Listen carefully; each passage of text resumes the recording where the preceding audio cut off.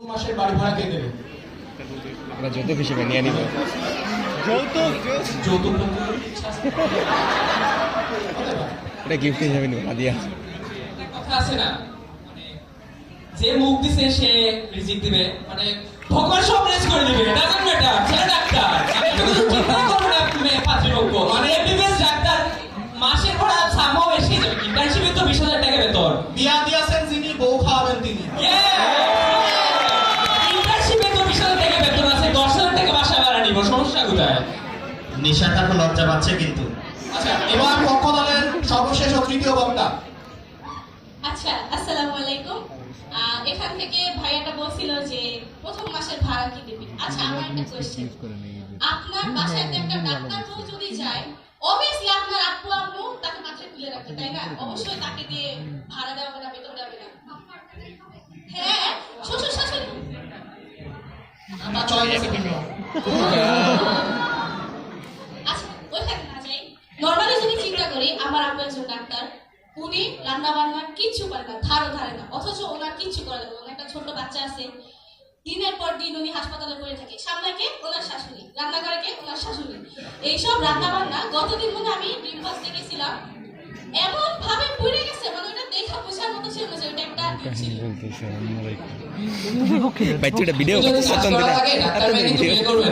মাস শেষে যখন শাশুড়ির হাতে 1,000 টাকা দিবেন বা কিভাবে দিবেন? আপনি যে এমবিবিএস পড়ার পরে পিজি আর রেসিডেন্সি না করা ছাড়া আপনার কাছে টাকা কে দিবে বলেন? বাসায় আমি ইন্টারাক্ট করতে মাস শেষে শাশুড়ির হাতে টাকা দেবো, শাশুড়ি তো কাজের বউ না রে।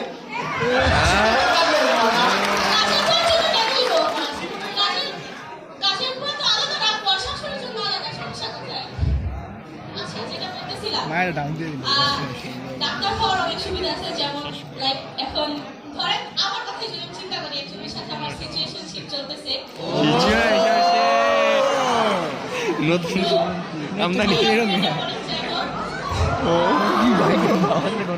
ইঞ্জিনিয়ার মেয়েরা তোরা কোথায় খুঁজিস বল, এই ইঞ্জিনিয়ার ছেলেরা তোরা কোথায় খুঁজিস বউ। বাকিটা আপনি মিলাই নেবেন।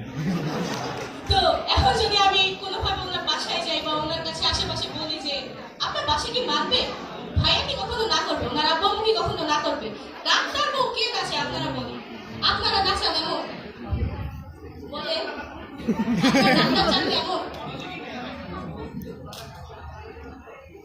আচ্ছা, ঠিক এই তো লিগাল অভিযোগ, আপনি শাশুড়ির কাজের বউ বানাই দিয়েছেন। শাশুড়িকে কেন কাজের বউ বানাবো? আমি যেহেতু ডাক্তার, অবশ্যই আমি কয়েকটা কাজের বউ তো রাখবোই। কয়েকটা এমবিবিএস পাস করা মানে অনেক ভাই। আর এখন যদি আমি স্টুডেন্ট হিসেবে চিন্তা করি, আমি যদি 2টা স্টুডেন্টও পড়াই, আমার মাসে 20,000 টাকা আসবে। 20,000 টাকা দিয়ে দিবা দুবারে অবশ্যই না। ওর হাজবেন্ড ওয়েটেড, তো ওর কোনো প্যারাই কিন্তু অনেক লুকায়িত বুয়েটে আর লুকায়িত ইঞ্জিনিয়াররা ঢুকে পড়ে বসে আছে। তোমরা কিন্তু পরবর্তীতে বুয়েটের এক্সাম আছে, ইঞ্জিনিয়ারিং এক্সাম গুলো আছে।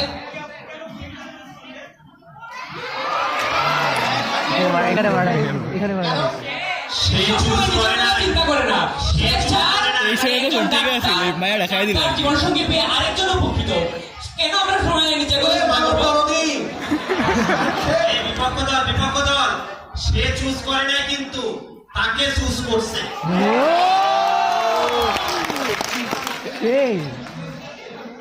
এটা প্যাকেজ বলা যায় না। এটা ধরেন যে আপনার অটোমেটিকলি নাম্বার গেছে। ধরেন আপনার পাশের বাসায় যেসব আন্টির আপনার জন্য পাত্তাও দিত না, আপনার দেখলে সামনে ধুয়ো ফালাইতো না, ওই আন্টি হুট করে এসে আপনার বাসায় বলতেছে যে আইলা তুমি মেডিকেলে চান্স পেয়েছো। হ্যাঁ, অবশ্যই ওনারা এখন এসে বলতেছে আচ্ছা আমার মেয়েটাকে একটু পড়াও, কিভাবে পড়লে ও তোমার মতো হতে পারবে। এসব জিনিস তো অবশ্যই আপনারা ফেস করেন না? তাহলে আপনাদের কপাল খারাপ। যাই হোক, আমার রেজাল্ট দেওয়ার কয়েকদিন পরে আমার এবার 9-এ উঠছে, ওর কয়েকটা ফ্রেন্ডের আম্মু এসে লিটারালি আমার কাছে এভাবে বলতেছে, বাবা তুমি আমার মেয়ে দুটাকে পড়াও প্লিজ প্লিজ, ওরা তোমার মতো সাথে ডাক্তার হয়। আর বলে যে যেসব স্যারের আমরা জীবনে পাত্তাও দিতে না, ওই সব স্যারের আমরা এসে নিজেদের এসে ছবি তুলে। এটা তো মেন কথা না। কথা হচ্ছে তোমরা ঠিক আছেন, তারপরে কোনো দরকার আছে। কারণ শুধু শুধু বাসায় ডাক্তার থাকার পরে যদি মানুষ বাইরে থেকে দেখা যায় এটা স্ট্যান্ড আপ কমেডি আছে মনে হয়। হেডিংটা চেঞ্জ হয়ে গেছে। ওই তো জানি না, আমি একটা জিনিস বলতে চাই, ওর প্রেজেন্টেশন ভালো আছে কিন্তু আসবো কোন জায়গায় এটা বুঝতে পারতেছিলাম না MBBS এর full form আমি আজকে থার্ডটা ভালো হয়ে যাবে তাহলে এটাই মনে স্ট্যান্ড আপ কমেডি আছে হেডিংটা চেঞ্জ হয়ে গেছে ডাক্তার জামাই মানে একটা স্টেথোস্কোপ আর পরিবারের 14 গোষ্ঠীর ফ্রি সাবস্ক্রিপশন। ওরে সেরা সেরা ঘোষণা করে দিচ্ছে